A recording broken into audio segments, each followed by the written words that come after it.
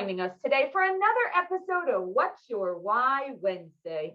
Today, I am joined by Albert Lopez. He is the broker and CEO of Smart Money Realty and Mortgage. Albert, thank you so much for joining us. Now, most of us came into the mortgage industry by accident, but we stayed in the industry because it's tied to our personal and professional why. So Albert, at this time, please share with us, what is your why? I appreciate that. And I appreciate the lead because you got me thinking, right? So inside of that, it really, my why at this point, it's not about mortgage, and mortgage is my vessel because I've gotten to know it so well. So really my why is growth and contribution. I mean, I've really evolved to that particular stage of my life where I'm looking to grow. And inside of this business, I mean, there's constantly ways to grow, things to learn. It's very dynamic. So that never stops. And it also doesn't stop just from a leadership perspective and really contributing. I was thinking about this, and my contribution at this point is to the team. It's not, you know, I've evolved not so much to the consumer because I mean, I've done obviously many transactions, but at this point it's training and developing people that I work with and contributing to their lives and their families. So I've been able to, you know, I've been really blessed to develop a skill set and an ability to do well in this industry, you know, and what I've learned is that that's a function of your knowledge and your desire and your skill sets and just your ability to navigate a pretty complex transaction. So my why is training and developing others, you know, so that they can improve their financial position, whatever their position for themselves and their families. I'm almost hearing the word in the back of my mind of impact. Like, I almost feel like what you're saying is you want to make an impact, right? You want to make an impact on the lives of the people that work with you as part of the team. You want to make an impact with the families that you serve. You know, I'm kind of hearing that as you're speaking to that, and that is so amazing. Yes, 100%. And, you know, as a real estate and mortgage broker, I mean, I've been on the front lines, and there is a lack of professionalism.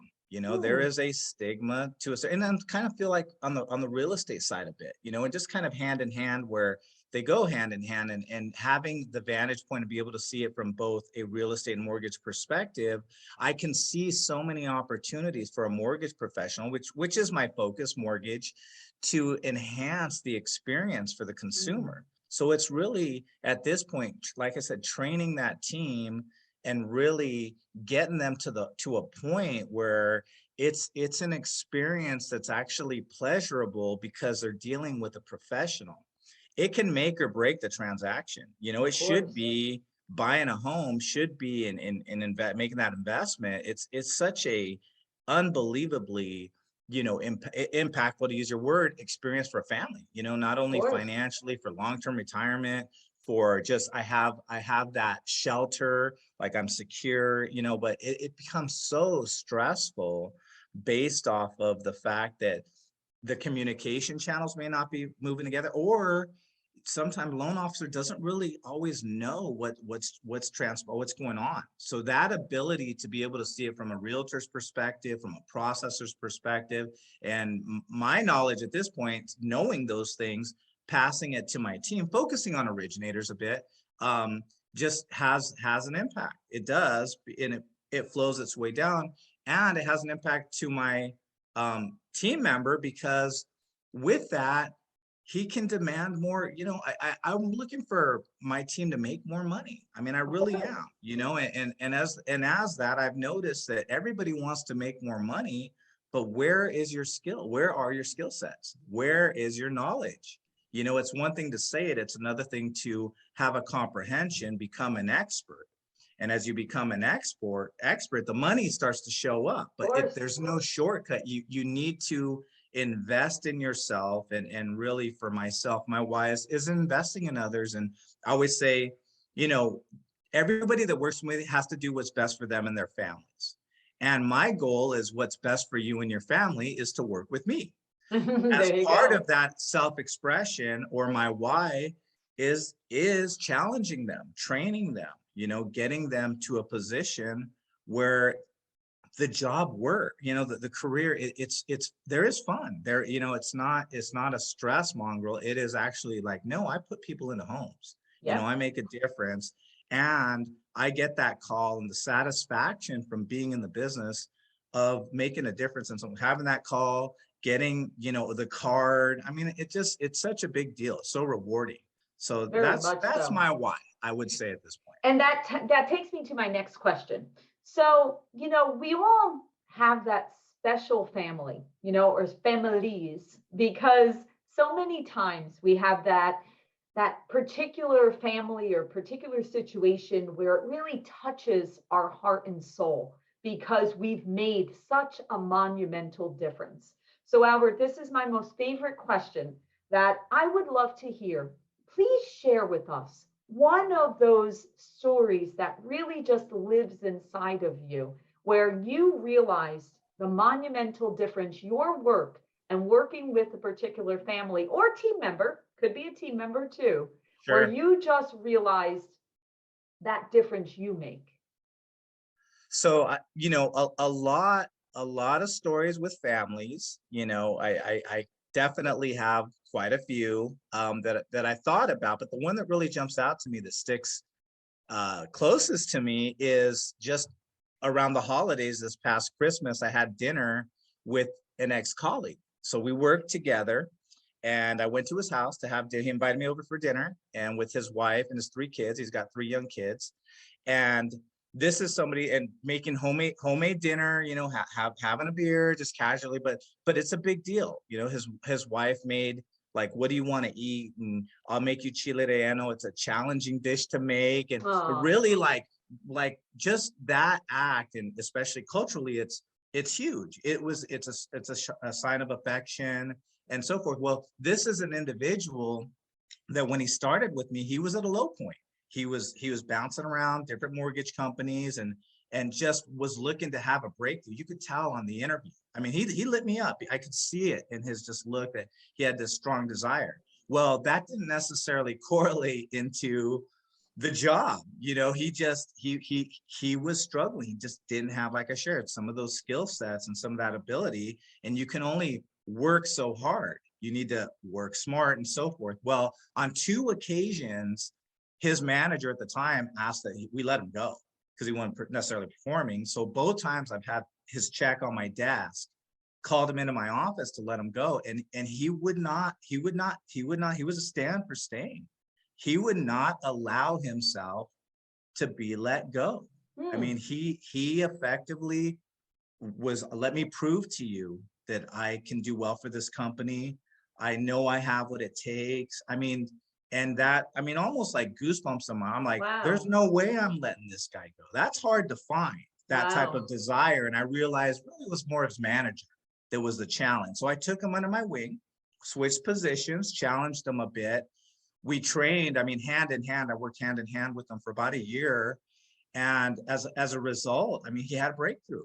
Wow. He's a senior originator, and this is in a short period of time. Senior processor now, both ends, in a niche industry where he's certainly going to be in demand because he's got a differentiated skill set now, Right. being in a niche industry. And to the point, I mean, just huge breakthrough financially. His family has transformed, taken vacations. I met out with him in Vegas when he took a vacation. I mean, it's just truly made an impact, and Wow. seeing it and being invited to his house. So that is why I do what I do. And that really solidified my why. I remember leaving his house going like, man, how this is like, this is this is what I can Well, offer. that's This is that's my one of those contribution. moments. That's one of those moments when you're like, I made an impact. It's actually funny, Albert. While we're sitting here, I just got a text message from a young girl that I mentor.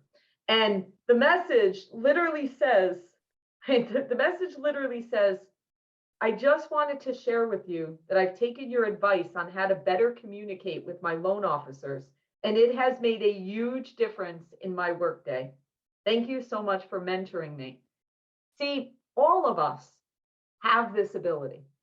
If we just take the time to listen, to care, to really see inside of them, because like you said, here you were with the check on your desk, ready to let him go.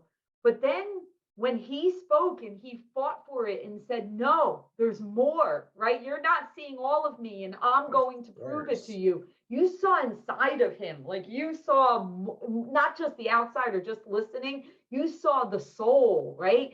And Yeah, but it takes absolutely. us to actually be receptive to that. We have to be open to that.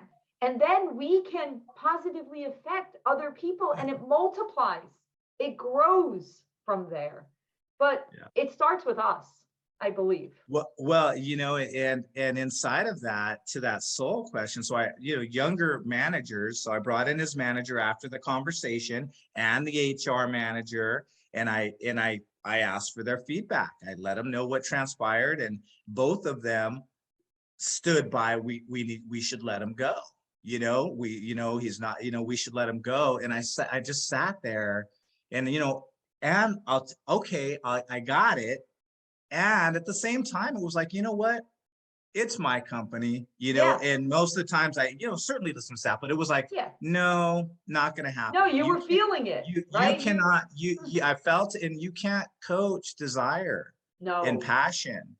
I mean, so it's like the other stuff, give me somebody that has that type of desire and passion all day over somebody with maybe the greater skill sets or talent right out of the gate, but Yep. maybe with not the best attitude. It's just not what inspires me or lights me up. So no, it definitely was. And like I said, that particular one, just being being around kids, young kids, and just like you make it different. Like you really like, and just the appreciation and the acknowledgement. I mean, it was humbling. I don't want Yeah. it. I feel like it's my honor in a sense. Exactly. And that's what I have that's where I'm at. So it's really I exciting. love it. I love it. All right. Final question. This has been fabulous. We're speaking about the younger generation coming in. And I actually want to ask you that question. What would be your advice to someone coming into our industry or someone that's newer in our industry? What would be your advice to them? Be a student. Take that's number one thing is never stop being a student, never stop learning. Your skills will determine your income, and that ultimately it's really about what you can offer to your employer and your client. It's really both. It's just gaining the necessary skills to align with whatever goals that you have and taking a hard look at that and constantly be learning around that. I think that you would probably agree. I mean, most people that have a customer or a focus around service understand that, don't worry about the money. If you have service, if you have this desire, this principle centered desire to just do more than you're paid for, almost, that's a principle of success. Just really taking on that skill set, doing more than what you're paid for, providing more service than the call of duty. It doesn't matter. The call of duty is just to do the very best that you can, that the money takes care of itself. So not to focus on that, become a student, prepare yourself to run a marathon in this industry. There's always business. As you become a student, and through time, you'll become an expert. People want to work with experts. That's a tried and true principle. If there's always business cycles. Mortgage is no different than any other business. There'll be business cycles. But as you become a student and you become an expert, your ability to use your imagination, adapt yourself, navigate inside of because there's always business. Mortgage loans aren't going away. There's always going to be mortgage loans.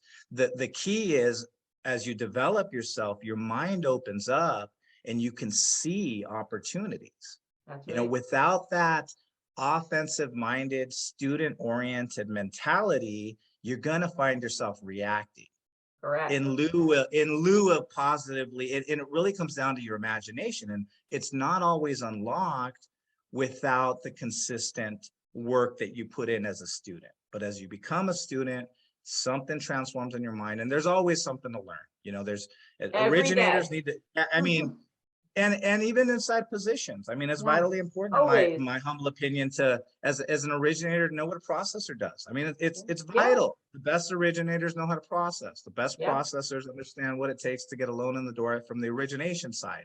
So absolutely. I think that's the one thing is prepare yourself. There are no shortcuts. I mean, everybody has said it, and it is true. It's what it takes. And if you want to make more money, improve yourself, Yep. and stand out, and you One control your work one ethic percent better every day, right? Look to get 1% better every single day. every single day. And yesterday is yesterday, Yep. and tomorrow is tomorrow. So if some days are better than others, but if you consistently invest in your craft, you will have success. Agreed. All right, Albert, thank you so much for your insights. Thanks for sharing your why with all of us. We truly appreciate it. Wishing you all the best always.